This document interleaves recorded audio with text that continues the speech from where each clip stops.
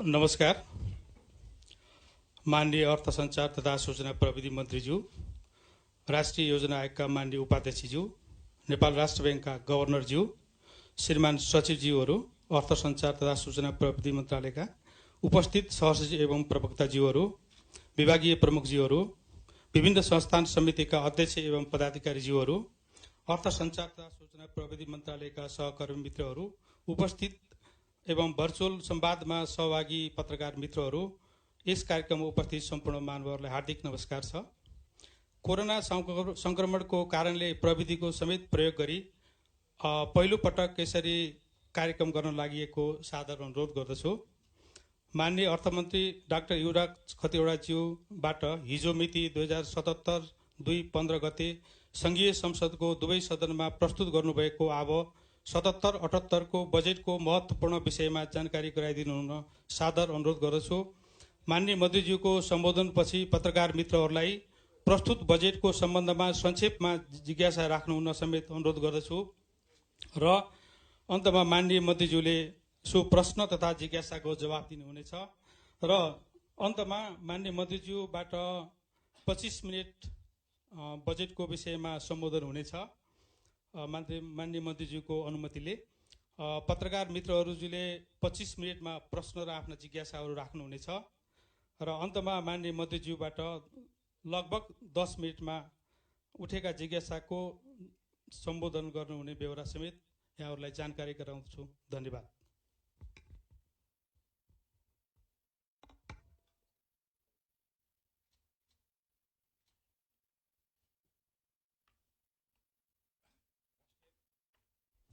राष्ट्रिय योजना आयोगका माननीय उपाध्यक्षज्यू, नेपाल राष्ट्र बैंकका गभर्नरज्यू, सचिवज्यूहरू, सहसचिवज्यूहरू, यहाँ उपस्थित रहनुभएका प्रेसका मित्रहरू र भिडियो लिङ्कमा रहनुभएका सम्पूर्ण प्रेस जगतका साथीहरू, यहाँहरू सबैलाई अभिवादन छ।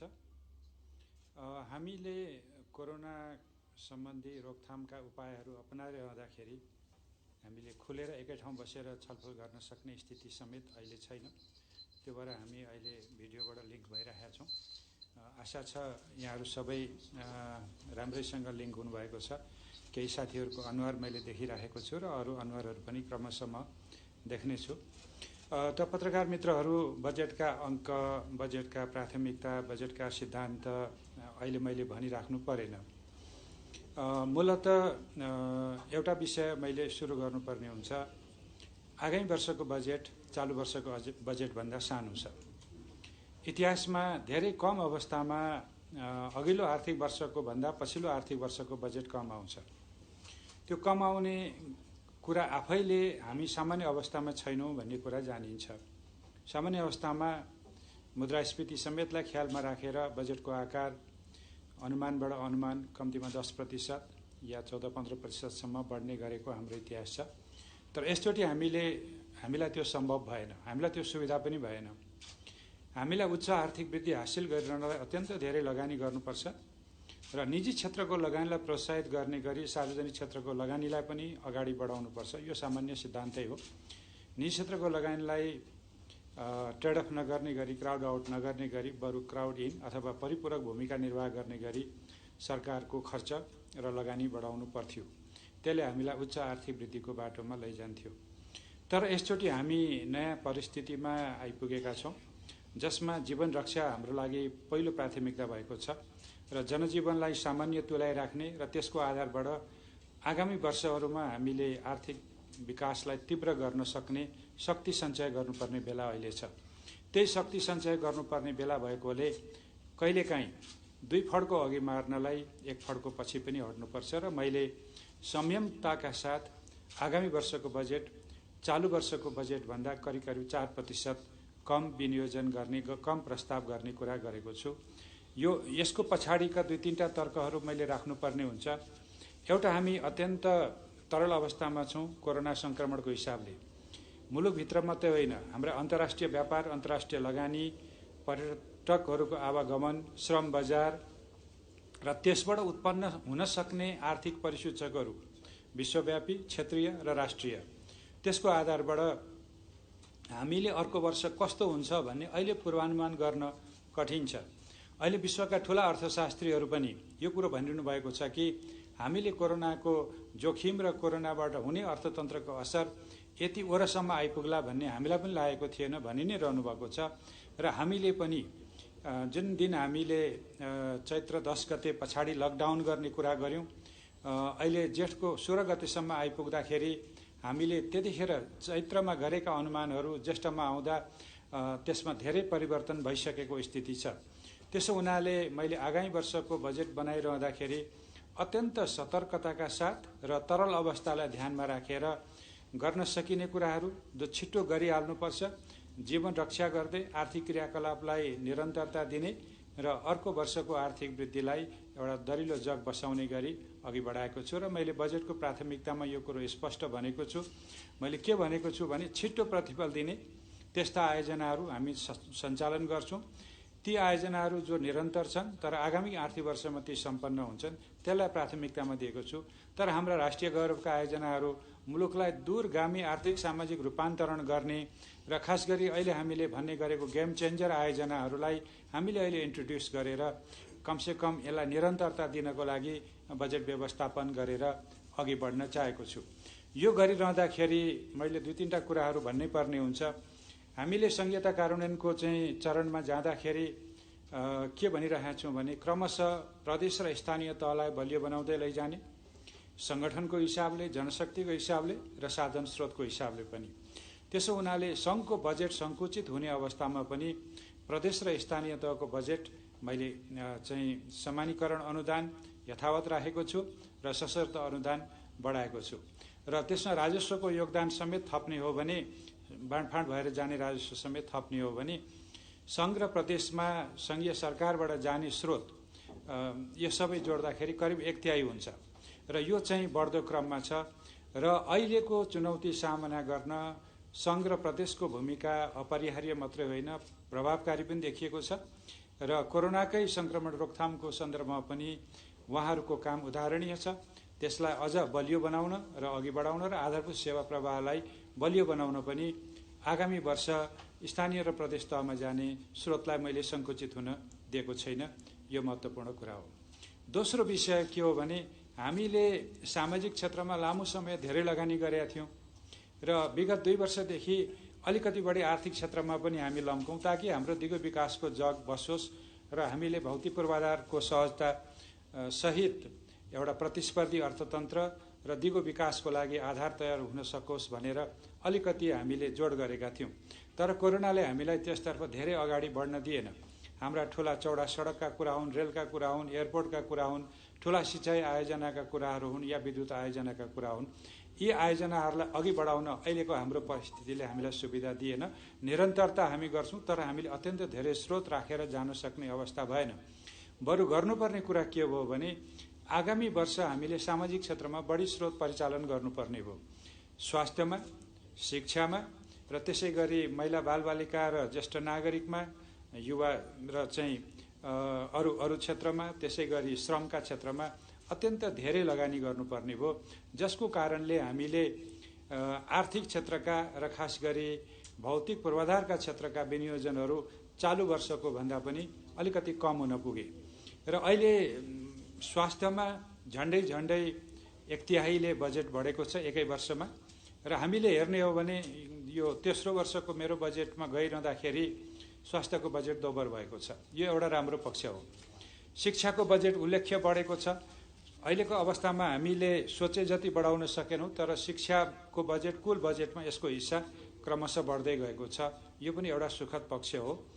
त्यसै गरी हामीले अहिले खानेपानीमा चालु वर्षको अनुमानको तहमा पनि बजेट घट्न दिएका छैनौँ। कृषिको बजेट हामीले उल्लेख्य रूपमा बढाएका छौँ र कृषिका कार्यक्रमहरू, धेरै कार्यक्रमहरू प्रदेश र स्थानीय तहमा पनि कार्यान्वयन भइजाने हुनाले र झन्डै आधा जस्तो कृषिका कार्यक्रम प्रदेश र स्थानीय तहमा सञ्चालन हुने हुनाले कृषिको बजेट अहिले उल्लेख्य वृद्धि गरे पनि आकारमा अलि सानो जस्तो देखिन सक्छ। तर कृषिको अन्तर्गत पर्ने अरू धेरै आयोजनाहरू, सिँचाइका आयोजनाहरू, ग्रामीण पूर्वाधारका आयोजनाहरू, खाद्य भण्डारका आयोजनाहरू, विद्युतीकरणका आयोजनाहरू जो कृषिको यान्त्रिकरण र आधुनिकीकरणसँग जोडिएका हुन्छन्, यी सबै आयोजनाहरू फेरि सम्बन्धित मन्त्रालयबाट कार्यान्वयन हुने हुनाले कृषिको मन्त्रालयको कार्यक्रम चाहिँ कृषिको उत्पादनसँग मात्रै जोडिएको कारणले यसले चाहिँ पूर्ण कृषि क्षेत्रमा भएको लगानीको प्रतिनिधित्व गर्दैन। यसको पूर्ण प्रतिनिधित्व हुने गरी कृषिका सहायक सबै क्रियाकलापहरू जोड्ने हो भने कृषि र ग्रामीण क्षेत्रको बजेट उल्लेख्य मात्रामा बढेको छ। तेस्रो पक्ष मैले जोड गरेको आगामी आर्थिक वर्षको बजेटमा के हो भने रोजगारीका क्षेत्रमा 2-3 प्रकारले रोजगारीलाई हामीले प्राथमिकतामा राख्नु पर्यो। एउटा, कोरोनाको कारणले हामीले हाम्रा कतिपय व्यवसायहरू सुचारू गर्न सकेका छैनौँ, त्यसकारण काममा अवरोध भएको छ र काम टुट्ने सम्भावना बढ्दै गएको छ र कतिले रोजगारी गुमाइसक्नु भएको छ। पहिलो विषय यो। दोस्रो विषय भनेको वैदेशिक रोजगारबाट मानिसहरू फर्केर आउनुहुन्छ र उहाँहरूलाई हामीले श्रम बजारमा जोड्नुपर्छ। त्यसो हुनाले त्यसका लागि पनि हामीलाई अतिरिक्त श्रम सृजना गर्नुपर्ने अवस्था छ। तेस्रो भनेको चाहिँ एउटा अवसरको पनि विषय हो। नेपाली श्रम बजारमा विदेशी श्रमिकहरू ठुलो सङ्ख्यामा काम गरिरहेका थिए र हाम्रा कतिपय उद्योग व्यवसाय क्षेत्रका साथीहरूले हामीलाई दिएको जानकारी अनुसार त्यो सङ्ख्या 10औं लाखमा छ भन्ने हामीलाई जानकारी दिनुभएको छ।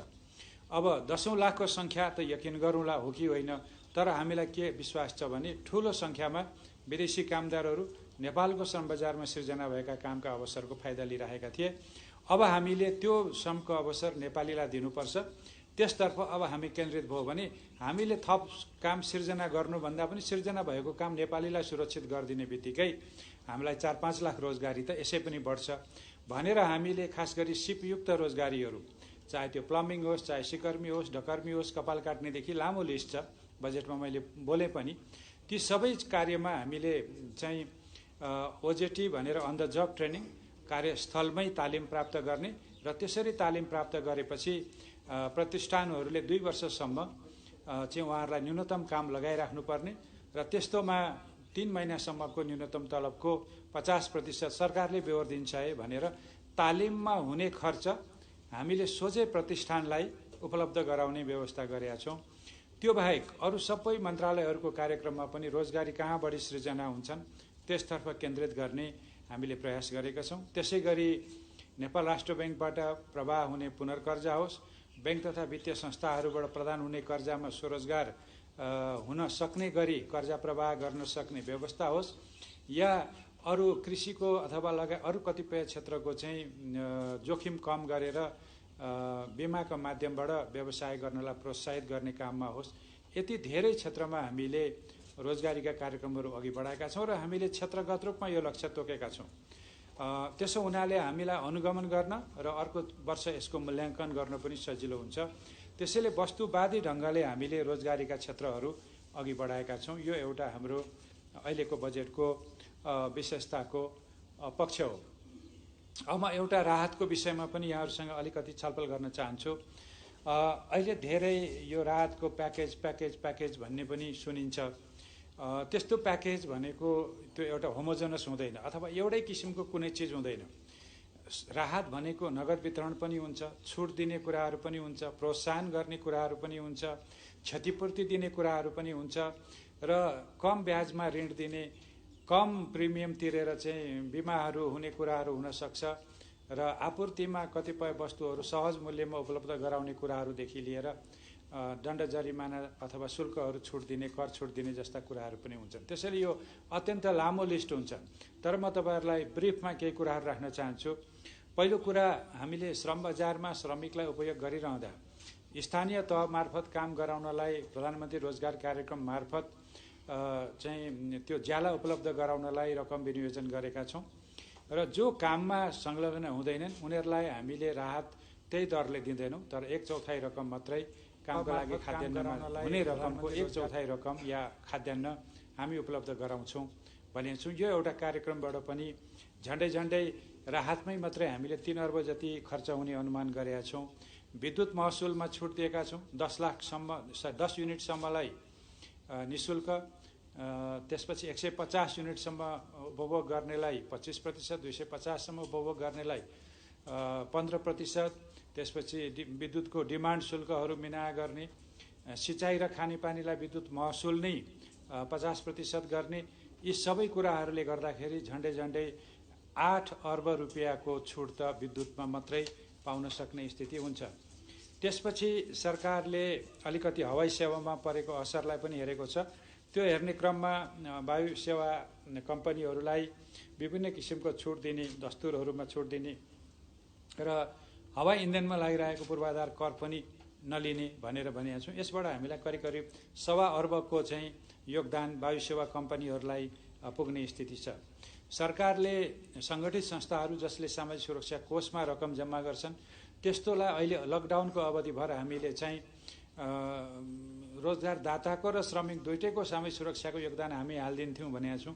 त्यसलाई हामीले निरन्तरता दिएका छौँ। त्यस बापत पनि करिब करिब 1.25 अर्ब रुपियाँ हाम्रो त्यहाँनिर खर्च हुन्छ।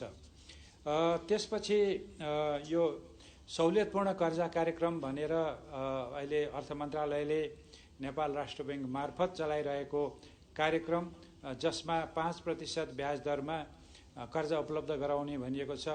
बजारको ब्याज दर 11-12% छ, तर हामीले 5% को ब्याज दरमा त्यो उपलब्ध गराइरहँदा ब्याङ्कहरूलाई अनुदान दिनुपर्ने हुन्छ। त्यो बापत नै करिब करिब हाम्रो चाहिँ 14 अर्ब रुपियाँ त्यहाँ खर्च हुन्छ।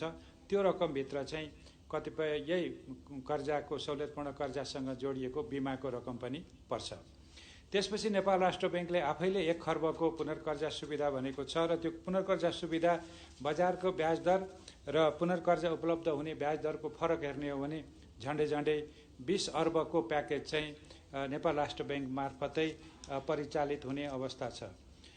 त्यसै गरी करका सन्दर्भमा पनि यो विभिन्न कर छुट सहुलियतहरू हामीले बजेटमा प्रस्ताव गरेका छौँ र यस अघि पनि छुटहरू दिएका छौँ। त्यसबाट करिब करिब 6.5 अर्ब रुपियाँ कर छुटको माध्यमबाट चाहिँ राहत मिल्ने स्थिति छ। र तपाईँहरूलाई थाहा छँदैछ हामीले खाद्यान्नहरूको बिक्री वितरणमा 10% छुट दिने भनेका छौँ। त्यसको बिक्री पनि बढिरहेको छ र अहिले चाहिँ सहुलियत पसलहरू हामी विस्तार गर्ने कुरा गरिरहेका छौँ। यो सबै गर्दाखेरि 50 करोडभन्दा बढी त्यसमा खर्च हुने स्थिति मैले देखिरहेको छु। यसरी समग्रमा हेर्ने हो भने हाम्रो चाहिँ झन्डै 55 देखि 60 अर्ब रुपियाँ त हामीले यो राहतको रूपमा खर्च गर्नु परेको छ। त्यसैले मैले अघि नै भने जीवन रक्षा गर्ने सन्दर्भमा अनुदान राहत भन्ने कुराहरू गौण हुन आउँछन्। यो गर्नुहुन्छ हुँदैन भन्ने सैद्धान्तिक बहसका दिन अब गए।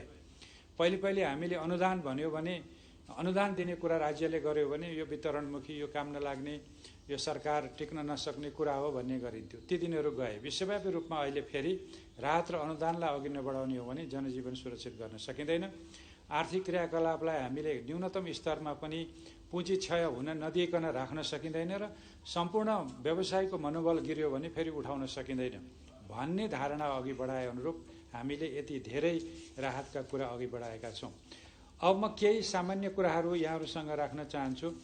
ती कुराहरू भनेको चाहिँ हामी रोजगारी कहाँ कसरी केन्द्रित गर्दैछौँ भनेर जान खोजेको छु। खास गरी अहिले प्रधानमन्त्री रोजगार कार्यक्रममा हामीले अलिकति परिमार्जन पनि गर्ने र परिमार्जन गरिरहँदाखेरि ठोस काम गर्ने र 100 दिनै काम गर्ने परिस्थिति सिर्जना गर्ने, स्थानीय विकास निर्माणमा चाहे ठुला हुन् या साना हुन् सबै प्रकारका चाहिँ आयोजनाहरूमा र आफ्नो गाउँ आफै बनाउको मोडलमा जनपरिचालन र श्रमशक्ति दुइटै परिचालन गरेर जनप्रतिनिधिहरू समेत लागेर यो चाहिँ विकासको प्रक्रियालाई अघि जाने। त्यो भनेको फेरि स्थानीय साना मसिना कामहरू नै हुन्छन्। यी सबैमा हामीले 2 लाख रोजगारीको कुरा गरेका छौँ। साना किसान कर्जा कार्यक्रम छ। साना किसान विकास ब्याङ्क मार्फत सहकारीहरूलाई दिइने कर्जा हो यो। एसियाली विकास ब्याङ्कले दिएको ऋणलाई हामीले अनलेन्डिङ गरेको हौँ साना किसान विकास ब्याङ्कलाई र त्यहाँ करिब 3 अर्ब 60 करोड बजेट विनियोजन हुँदा करिब 40,000ले थप रोजगारी पाउँछन्। युवा स्वरोजगार कर्जाको थप प्रवाहबाट 12,000ले रोजगारी पाउँछन्। अनि गरिबका लागि लघु उद्यम लगायतको उद्योग क्षेत्रका कार्यक्रम उद्योग मन्त्रालयले सञ्चालन गर्छ। त्यसमा करिब 1,30,000 मान्छेले रोजगारी पाउँछन्। वन पैदावारमा आधारित रोजगारी कार्यक्रमबाट अर्को 30,000ले रोजगारी पाउँछन् र गरिबी निवारण कोषको करिब 19 अर्ब रुपियाँ निष्क्रिय बसेको छ। 32,000 भन्दा बढी सामुदायिक संस्थाहरू छन्। त्यो पैसा सामुदायिक संस्थाहरूले सहकारीको माध्यमबाट परिचालन गरेर स्थानीय विकास निर्माण र स्थानीय उत्पादन कार्यमा लगाउनु भयो भने करिब 1.5 लाख रोजगारी त्यहाँबाट सृजना हुन्छ। र यो प्राविधिक र व्यावसायिक शिक्षा तालिम जो श्रम बजारसँग जोडेर गरिन्छ, नयाँ सिप सिकेका व्यक्तिहरू श्रम बजारमा आउँछन्, त्यसबाट करिब 50,000 थप रोजगारी सृजना हुन्छ। र हामीले प्रदान गर्ने अरू छोटो अवधिका सिपमूलक तालिमहरू, कतिपय तालिमहरू उद्योगबाट हुन्छन्, कति श्रमबाट हुन्छन्, कति सिटिभिटीबाट हुन्छन् र कति श्रमबाट पनि हुन्छन्। यी सबै जोड्दाखेरि छोटो अवधिको तालिमबाट पनि घटीमा 50,000 र हामीले 50 करोड पुँजीबाट नवप्रवर्तन सुरुवाती पुँजी भनेर च्यालेन्ज फन्डको व्यवस्था गरेका छौँ। त्यो पुँजी परिचालन गर्नुभयो भने करिब 2000 त्यहाँ पनि रोजगारी सृजना हुन्छ। र यसरी अब सहुलियतपूर्ण कर्जा कार्यक्रमबाट त मैले अघि भनिहालेँ, त्यो अत्यन्त ठुलो अनुपातमा त्यो जाँदा र राष्ट्र ब्याङ्कबाट लघु वित्त लगायतका अरू कार्यक्रमहरूबाट जाँदाखेरि 7-8 लाख रोजगारी घटीमा सृजना गर्नुपर्छ। र रोजगारी सृजना गर्नु अहिलेको बजेटको पहिलो दायित्व हो। जीवन सुरक्षा गर्दै श्रमलाई काममा जोड्ने र हाम्रो जनसाङ्ख्यिक लाभको चाहिँ मुलुकले फाइदा लिन सक्ने गरी श्रमलाई परिचालन गर्ने, त्यसरी बजेट जान खोजेको छ। अब म अलिकति राजस्वको बारेमा यहाँहरूसँग छलफल गर्न चाहन्छु। राजस्वमा यसचोटि हामीले धेरै परिवर्तन गरेका छैनौँ। मूल कुरा 2-3टा प्रिन्सिपल छ राजस्वको हाम्रो। पहिलो के हो भने आन्तरिक उत्पादनलाई राजस्वको मुख्य आधार बनाउँदै जाने र आयातित वस्तुमा लागेको करको आधारबाट राजस्व प्रणालीलाई निर्भर गराउने कुरा अलिक कम गर्दै जाने। त्यसमा हामीले केही सफलता 2 वर्ष 3 वर्ष हासिल गर्दै आएका हौँ। तर यो वर्ष हामीलाई त्यति धेरै अवसर भएन। आर्थिक क्रियाकलापहरू आन्तरिक रूपमा पनि सङ्कुचित भए। अब बाह्य रूपबाट आउने आयात त घट्यो, आन्तरिक क्रियाकलापहरू पनि शिथिल भएका छन्। त्यसकारण हामीले आन्तरिक क्रियाकलापलाई थप कर लगाएर करको बोझ थप्न चाहेका छैनौँ। त्यसै कारणले मूल्य वृद्धि कर यथावत छ, आयकरका दरहरू यथावत छन्। सामान्य नमिलेका कतिपय कुराहरू मिलाउने बाहेक धेरै ठाउँमा हामीले कर तिर्ने अवधि बढाइदिएका छौँ। अहिलेसम्मको कर दायित्व फरफारक गरेमा छुट दायित्वहरू, छुट दिनुपर्ने कुराहरू, ब्याज लगायतका दण्ड जरिमानाहरू छुट दिने कुराहरू गरेका छौँ। त्यसले गर्दा चाहिँ आन्तरिक राजस्वमा अहिले धेरै परिवर्तनको स्थिति रहेन। बरु अन्तःशुल्क लाग्ने 1 दर्जन जति वस्तुहरूको अन्तःशुल्क घटाइएको छ र यो अन्तःशुल्क लाग्ने वस्तुहरू कम गर्दै जानुपर्छ भन्ने सरकारको हाम्रो सिद्धान्त हो। त्यसअनुसार यो अघि बढेको छ। अब भन्सारतर्फ चाहिँ अलिकति आयातित तयारी वस्तु र कच्चा पदार्थको भन्सार दरका बीचमा कमसेकम एक तहको फरक हुनुपर्छ भन्ने कुरा हामीले धेरै वर्षदेखि गर्दै आएको। केही छुट वस्तुहरूको अहिले हामीले समायोजन गरेका छौँ। मूलतः कच्चा पदार्थकै रूपमा ती वस्तुहरू प्रयोग हुने, तर उपभोग्य वस्तुको रूपमा प्रयोग पनि हुन सक्ने वस्तुहरूलाई चाहिँ हामीले फेरि उपभोग्य वस्तुलाई कुनै अर्को उद्योगको लागि कच्चा पदार्थ हो भन्दैमा छुट दिन सकिँदैन। तर जे व्यवसायको लागि अन्तिम उत्पादनलाई प्रयोग हुन्छ र त्यो कच्चा पदार्थ नै हो, ती कच्चा पदार्थहरू सबैको भन्सार महसुल तयारी वस्तुको भन्दा एक तह मुनि राखिएको छ। एउटा सुधार त्यो गरिएको छ। दोस्रो कुरा चाहिँ पेट्रोलियम पदार्थको मूल्य हो र त्यसै गरी जोडिएको पेट्रोलियम पदार्थको भन्सार महसुल र सुनको महसुल हो। हामी छिमेकी मुलुकहरूसँग, खास गरी दक्षिणको छिमेकी मुलुकसँग व्यापार र चाहिँ आवागमनको हिसाबले ठुलो आबद्धतामा छौँ।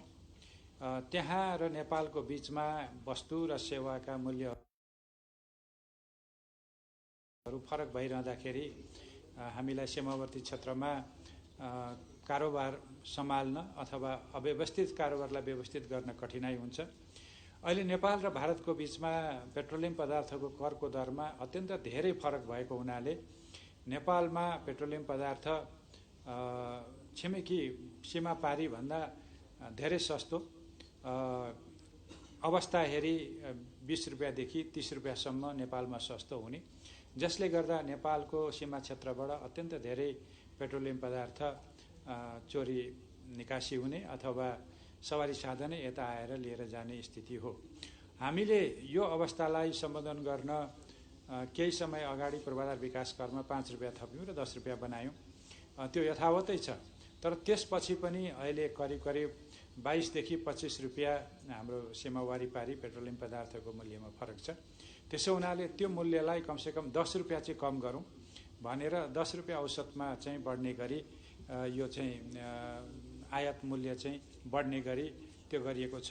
यति गर्दा पनि नेपाल आयल निगमको नाफा सहज स्थितिमा रहन्छ र आयल निगमले मूल्य बढाउनु पर्ने स्थिति रहँदैन। आयल निगमको नाफा यथेष्ट मात्रामा हुने गरी नै भन्सार महसुल बढाएर पनि उपभोक्तालाई कुनै करको बोझ नथपिकन हामी चाहिँ त्यो पेट्रोलियम पदार्थ उपलब्ध गराउन सक्छौँ। हुन त अहिले लकडाउनको अवधिभरि पेट्रोलियम पदार्थको बारेमा धेरै जनचासो नहोला, तर पेट्रोलियम चाहिँ यस्तो वस्तु हो जुन लकडाउन खोलेको भोलिपल्टैबाट हाम्रो ट्याङ्कीमा भरिन थाल्छन्। त्यसो हुनाले तत्कालको लागि यो मूल्य बढ्दैन भन्ने कुरा मैले चाहिँ सबै उपभोक्ताहरूलाई जानकारी दिनु आवश्यक छ। त्यसकारण मैले यसलाई स्पष्ट गर्न चाहेँ। सुन चाँदीको मूल्य सीमावारी पारीको चाहिँ मूल्य फरकलाई हेरेर निर्धारण गरिन्छ र भारतमा चाहिँ सुन चाँदीको भन्सार माथि र बजार मूल्य पनि माथि भएको हुनाले हामीले पनि धेरै फरक नगर्नको लागि सुन चाँदीको भन्सार महसुल अलिकति बढाएका छौँ। यसबाहेक अरू धेरै परिवर्तनहरू गरेका छैनन् र केही सर्वसाधारणले उपभोग गर्ने कतिपय वस्तुहरूको चाहिँ कतिको अन्तशुल्क घटाउने र कति चाहिँ मूल्यवृद्धि करबाट निकाल्ने जस्तो सामान्य एक दुईवटा कुराहरू गरेका छौँ र यो समग्रमा हाम्रो आगामी वर्षको राजस्व चालु वर्षको अनुमानभन्दा पनि कम हुन्छ र कर प्रशासन, करको दायरा विस्तार र चाहिँ अहिले हामीले जहाँ जहाँ कर चुहावट भएको छ त्यसलाई थप व्यवस्थित गरेर राजस्व उठाउने र जसले तिरिरहेको छ त्यसलाई बोझ थप्ने भन्दा पनि नतिरेकोलाई करको दायरामा ल्याउने, त्यसरी राजस्व प्रणाली गर्न खोजेका छौँ। गैर कर राजस्वका दरहरू समय समयमा पुनरावलोकन हुन्छ र त्यो हामी गर्छौँ र त्यो गर्ने क्रममा हामी यो चाहिँ मन्त्री परिषदका निर्णयबाट हुने कुराहरू तदनुरूप नै हुन्छ। र अन्त्यमा यहाँ हामीसँग भिडियो लिङ्कमा रहनुभएका सम्पूर्ण पत्रकार मित्रहरू, यहाँहरूलाई केही जिज्ञासाहरू भए 1 मिनटमा एकजनाले आफ्नो कुरा राखिदिनु हुन अनुरोध गर्दछु। हामी अनलाइनमा धेरै म देखिरहेको छु, त्यसो हुनाले सोझो प्रश्न राखिदिनु हुन पनि अनुरोध गर्दै मेरो भनाइ यहीँ टुङ्ग्याउँछु। धन्यवाद। यहाँ मसँग राष्ट्रिय योजनाको उपाध्यक्ष, राष्ट्र ब्याङ्कको गभर्नर हुनुहुन्छ र यहाँहरूका केही जिज्ञासा भए उहाँहरूलाई पनि लक्षित गरेर सोध्न सक्नुहुन्छ र उहाँहरूले त्यसलाई रेस्पोन्स गर्नुहुन्छ। धन्यवाद।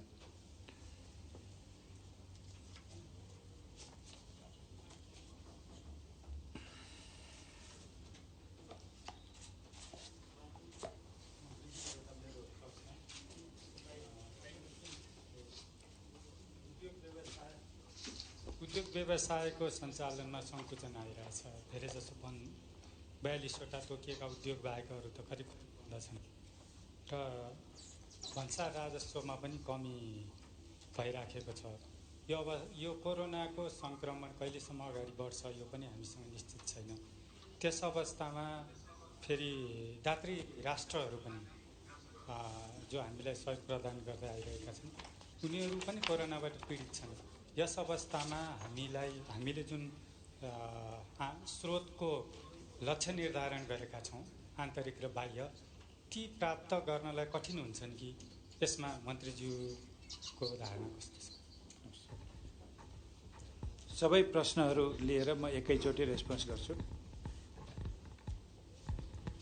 मन्त्रीज्यू, अहिलेको असहज अवस्थामा यो बजेटले लिएका लक्ष्य हासिल गर्ने सन्दर्भमा बजेट कार्यान्वयन चाहिँ कसरी अगाडि बढ्छ एउटा, अनि यो कोरोना भाइरसको महामारीले विकसित देशहरू विशेष गरी प्रभावित भइरहेको अवस्थामा बजेटको वैदेशिक तर्फको स्रोत परिचालन कतिको सहज होला?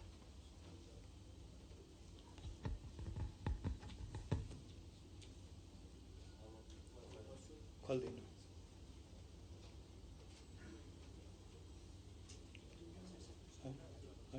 ल अनि एकैचोटि जोड दिनु नि सबैलाई।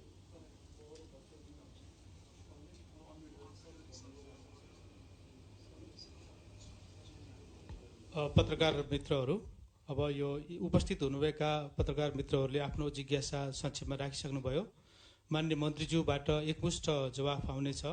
अब अनलाइनमा हुनुभएका भर्चुअल पत्रकारहरूले संक्षेपमा प्रश्न नदोहोरिने गरी अब यसपछि रमेश ढकालजीले आफ्नो प्रश्नहरू राख्नुहुन अनुरोध गर्दछु। 1 मिनटमा। हस्।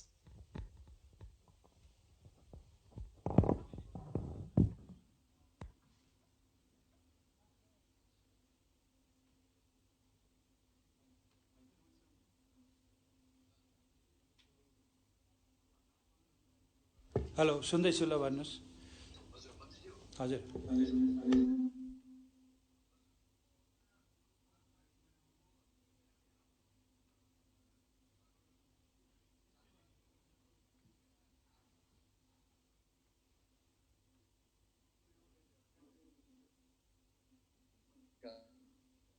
प्रभावित भएको थियो।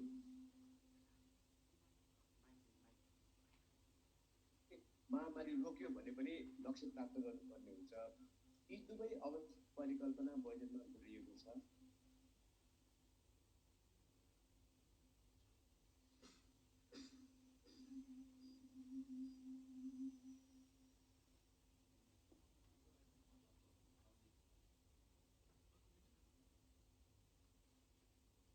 रमेशजीसँग अलिक प्राविधिक गडबडी भयो।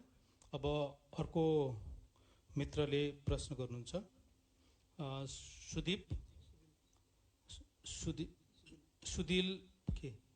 सुदिल पोखरेलजीले आफ्नो जिज्ञासा राख्नुहुन्न र अनुरोध गर्छु 1 मिनटमा प्लिज।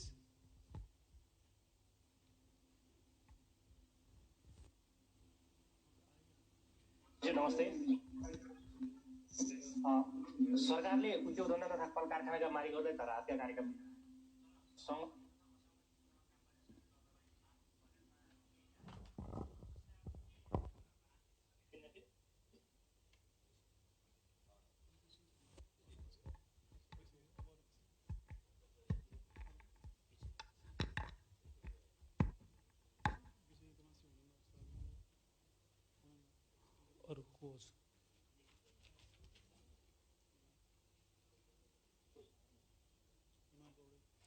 अब हिमाल पौडेलजीलाई आफ्नो जिज्ञासा राख्नुहुन्न र 1 मिनटको टाइम दिन्छु।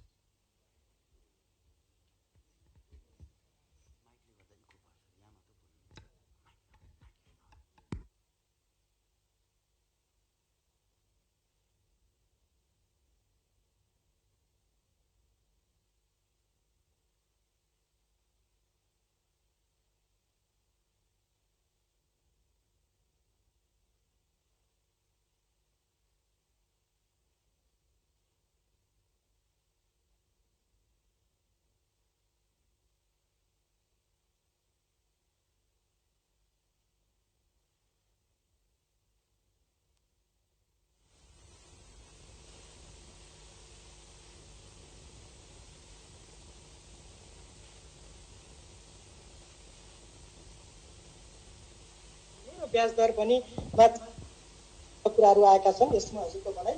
र अर्को थप गरे मैले पेट्रोलियम पदार्थको प्रयोग घटाउनु पर्ने र विद्युत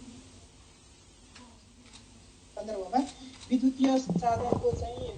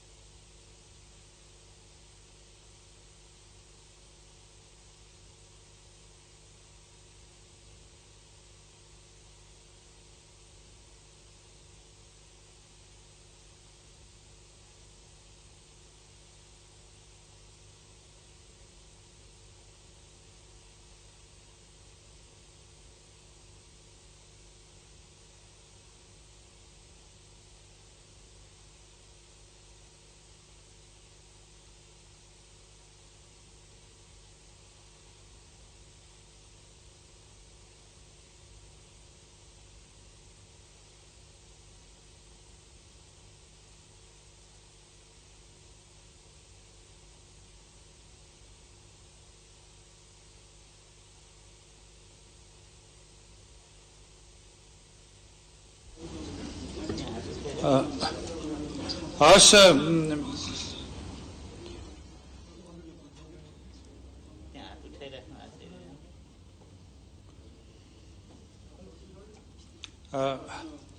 पत्रकार साथीहरू धन्यवाद। म दुई तीनटा कुराहरूमा यहाँहरूले दिनुभएको सुझाव र प्रश्नलाई रेस्पोन्स गर्छु। एउटा चाहिँ स्रोतको आकलनको विषय उठाउनु भएको छ। स्वाभाविक रूपमा यो चुनौतीपूर्ण कुरा हो, तर राजस्वको अनुमानलाई हामीले अत्यन्त व्यावहारिक ढङ्गले राखेका छौँ, यो कुरो तपाईँहरूले पनि स्वीकार्नै हुन्छ। खालि एउटा कुरा चाहिँ के हो भने वैदेशिक सहायताको कुरा छ। दात्री संस्था मुलुकहरूको चाहिँ सहयोगको अवस्था अहिले उत्साहजनक छ। द्विपक्षीय मुलुकहरूले दिने सहायतालाई हामीले ठिकै ढङ्गले अघि बढाएका छौँ, तर बहुपक्षीय राष्ट्रहरूले अत्यन्त धेरै सहयोग गर्ने प्रतिबद्धता जनाउनु भएको मात्रै होइन, एग्रिमेन्टै गर्नुभएको छ। तपाईँहरूलाई म एउटा जानकारी दिउँ, 1.25 खर्ब रुपियाँ त हामीले बजेट सहयोग प्राप्त गरेका छौँ, जुन राजस्व बराबरकै जस्तो हो। अघि एकजना पत्रकार साथीले सोध्दै हुनुहुन्थ्यो, 1.25 खर्ब त तपाईँ खर्च गर्नुहुन्छ, अनि लगभग 3 खर्ब किन ऋण राख्नुभएको भन्दा 1.25 खर्ब रुपियाँ त हामी तत्कालै हाम्रो राजस्व जस्तै खर्च गर्ने, तर हामीले राष्ट्रिय प्राथमिकताको क्षेत्रमा पुँजी निर्माण हुने क्षेत्रमा खर्च गर्ने गरी पाउँछौँ। त्यो नगद सहयोग हो, नगद लोन हो। त्यसकारण पहिलेको भन्दा अहिलेको ऋणको संरचनामै फरक छ, यो हामीले बुझ्नुपर्छ। दोस्रो कुरा, कतिपय आयोजनाहरू अहिले हामी निर्माणको चरणमा थियौँ। यो वर्ष हामीले ती आयोजनाहरू सम्पन्न गर्नलाई लकडाउनको कारणले सम्भव भएन। हामीसँग तत्काल उपलब्ध स्रोत छ। त्यो स्रोतको आधारबाट ऋणको रकम, अहिले खर्च नभएको रकम पनि आगामी वर्ष खर्च गर्ने गरी दात्री निकायहरूसँगको हाम्रो चाहिँ त्यो सहमतिमा ती अघि बढाइएको छ।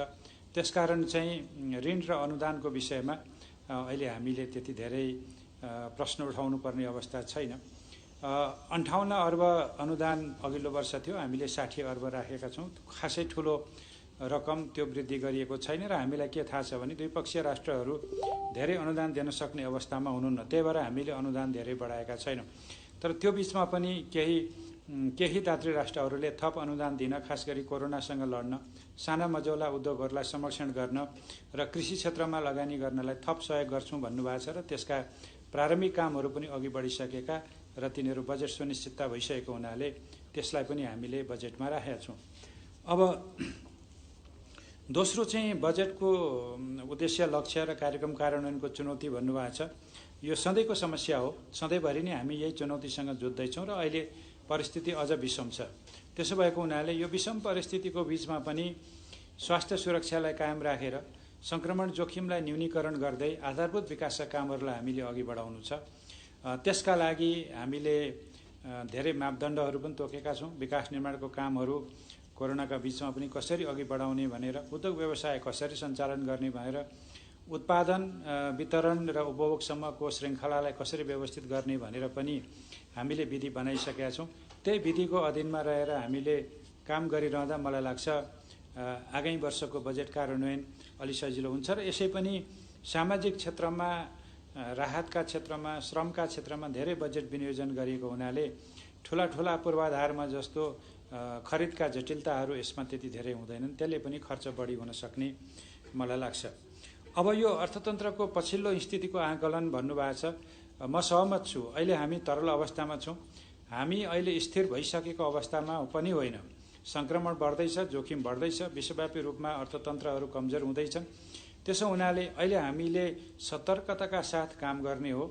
अझै जोखिम हुन सक्ने कुरालाई ध्यानमा राख्ने हो, तर त्यसलाई न्यूनीकरण गर्दै अघि बढ्ने हो। अबका दिनमा हाम्रा खर्चका निकासा, खर्च प्रणाली, राजस्व असुल गर्ने कुराहरू, मितव्ययता अपनाउनु पर्ने कुराहरू, यी सबै कुराहरू त्यसैतर्फ निर्दिष्ट हुनेछन्। त्यही भएर मितव्ययता अपनाउनु पर्ने धेरै कुराहरू मैले बजेटमा उल्लेख गरेको छु। त्यसलाई हामीले कार्यान्वयन गर्दै जानुपर्छ। राजस्व सङ्कलन कमजोर हुने स्थितिमा हामीले फेरि चाहिँ ती मितव्ययतालाई अझ कठोर ढङ्गले पनि अघि बढाउनु पर्ने हुन्छ।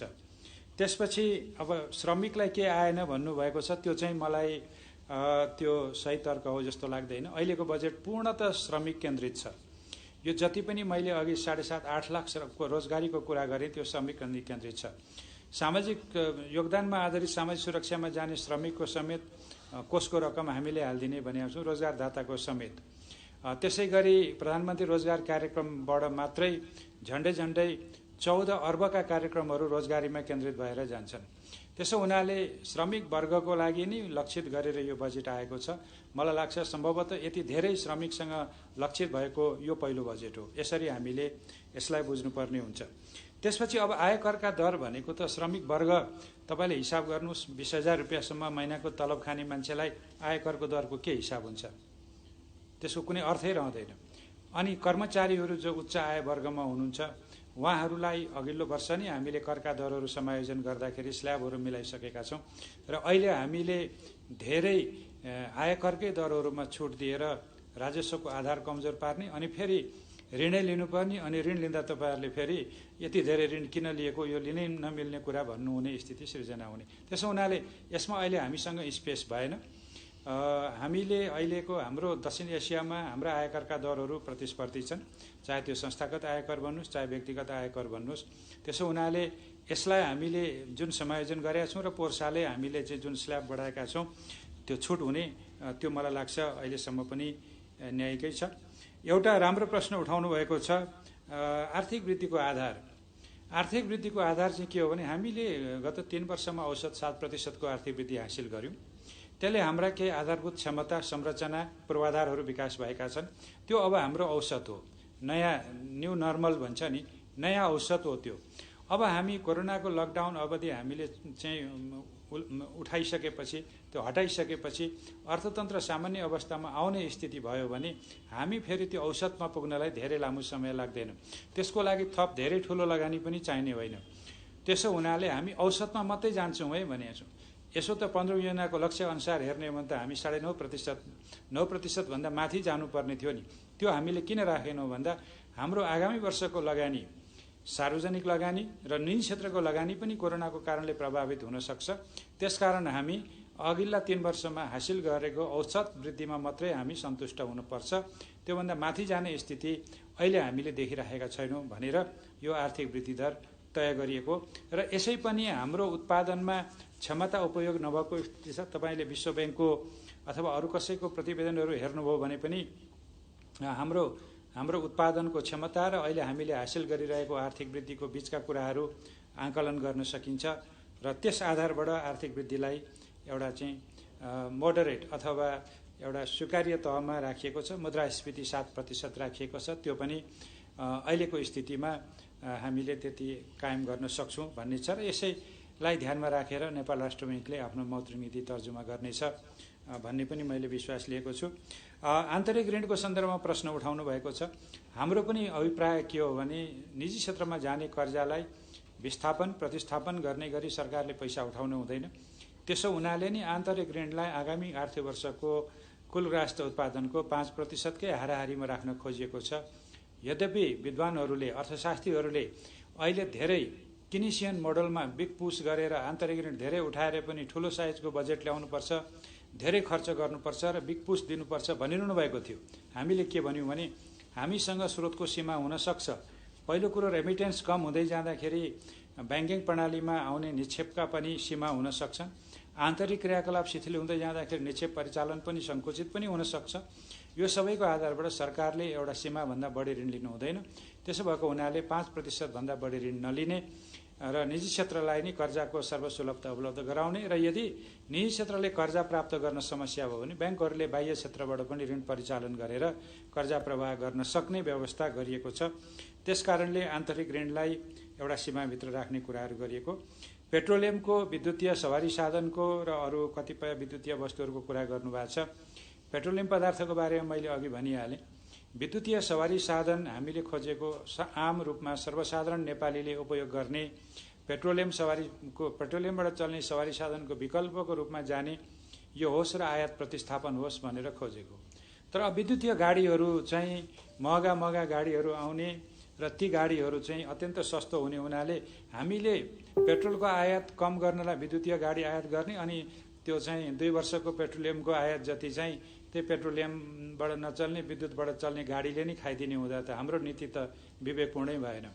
त्यसो हुनाले अहिले पनि पेट्रोलियम पदार्थबाट चल्ने गाडीभन्दा विद्युतीय गाडीहरू केही सस्तो हुने गरी भन्साका दरहरू कायम गरिएको छ।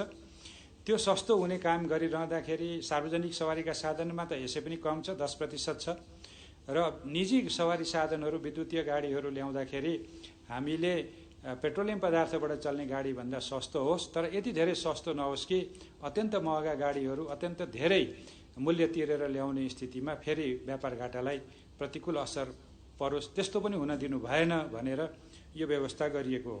अब इन्डक्सन चुलोको चाहिँ हामीले लकडाउनको अवधिभरि र केही समयसम्म त्यो गरिदिएको हो। अब अहिले यसै पनि भन्सार दर कम छ। सरकारले आवश्यकता पर्दा यस्ता वस्तुहरूको बेला बेला भन्सार छुट दिने गर्न पनि सक्छ। दरबन्दी मिलाइएको विषय हो, भोलि आवश्यक परे पनि सरकारले यस्ता कुराहरू हेर्न पनि सक्छ। र हामीले मूलतः विद्युत उपभोग बढाउने कुराहरू गरिरहँदा सर्वसाधारणको हित हुने गरी विद्युतको उपभोग बढाउने कुरा हो। आम नागरिकले त्यसको लाभ लिने गरी हामीले आयातलाई व्यवस्थित गर्ने हो। विद्युतीय गाडीहरू अथवा विद्युतीय सामग्री भन्दा विद्युतीय हो, त्यस कारणले कुनै पनि वस्तुलाई चाहिँ असीमित छुट दिनुपर्छ भन्ने तर्कसँग चाहिँ सहमत हुन सकिँदैन। सर्वसाधारणलाई अति आवश्यक हुने वस्तुहरू र आम रूपमा उपभोग हुने वस्तुहरू विद्युतीय छन् भने त्यसलाई हामीले कर प्रोत्साहन, कर सहुलियत, छुटबाट अघि बढ्नुपर्ने हुन्छ। अब यो वैदेशिक ऋण अनुदानको अलिकति रकम भन्नुभयो, यसलाई मैले अलिकति सम्बोधन गरिसकेँ र मलाई लाग्छ मोटामोटी रूपमा यहाँहरूले उठाउनु भएका जिज्ञासाको मैले सम्बोधन गरेँ। अहिले केही अरू कार्यव्यस्तताको कारणले मैले यहाँहरूसँग सबैसँग भेटघाट गर्ने यो सञ्चार माध्यमबाट र धेरै कुराहरू सुन्ने अवसर पाइनँ। तपाईँहरूले इमेल मार्फत, अर्थ मन्त्रालयको इमेल मार्फत अथवा अरू कुनै माध्यमबाट चाहिँ सम्पर्क गर्नुहोला र तपाईँहरूका जिज्ञासा हामीले तत्तत अवस्थामै यहाँहरूलाई चाहिँ हामीले चाहिँ रेस्पोन्स गर्नेछौँ र सबै पत्रकार मित्रहरूलाई यो अवस्थामा, यो जटिल अवस्थामा बजेट कार्यान्वयनमा सहयोग गर्नुहुन, हाम्रा कार्यक्रमको निरन्तर अनुगमन गर्नुहुन, सुझाव दिनुहुन र सकारात्मक आलोचनाको माध्यमबाट हाम्रा काम कारबाहीलाई प्रभावकारी बनाउन सहयोग गर्नुहुन यहाँहरू सबैलाई म एकचोटि पुनः आह्वान गर्दै बिदा हुन्छु। धन्यवाद।